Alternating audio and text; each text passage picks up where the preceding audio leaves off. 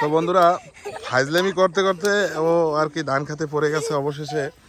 তো ওরা জানি কি খাবার খাইতেছে, ওরা এইটাকে বলে কলা। কলা এই যে এটা কি বলে রাফসান? এইটাকে বলে কলা বলে। তো এইটাকে খুব টক টক লাগে, এটা আমরা ছোটবেলা খেতাম। তো আরে উঠাও, তোমরা সবাই মিলে উঠাও, হেল্প করো একজনে। ওই অরে সরাই না, অরে সরাই না, অরে সরাই, মিথু উঠাও, মিথু সরাই না আরে। ধান খেতে পরে অবশেষে ধান জানি নষ্ট না হয়। হ্যাঁ, আস্তে আস্তে উঠাও। তো এখন তোমরা ওই কি খাইতে আছো ওইটা রাফসান? তুমি ওইটারে কলা বলে না? তো বন্ধুরা এইটা ওই যে খাবার খাইতে আছে, ওর হাতে ওই জিনিসটা আমি দেখাই, এটা দেখাও তো, একটু দূর থেকে দেখাও, একটু দূর থেকে। এইটাকে বলে, এইটা বলে, এই খাদ্যটাকে বলে কলা বলে।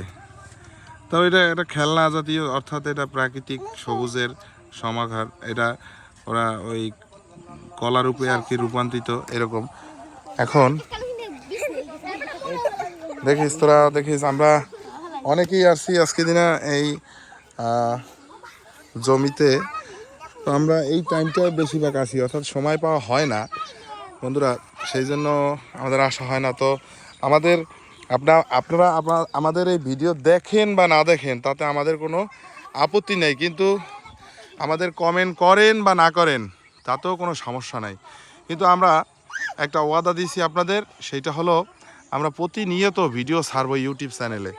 তো আমরা যদি ভালোবাসা পাই তাহলে হয়তোবা আমরা অনেক দূর আগাতে পারবো।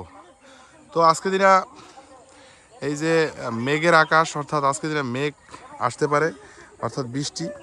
তো আমাদের চ্যানেলে যারা নতুন, যারা এই ভিডিওটা দেখতে পাচ্ছেন আপনাদের সামনে গেছে, অবশ্যই আপনারা সাবস্ক্রাইব করবেন এবং লাইক কমেন্ট করে আমাদের পাশে থাকবেন।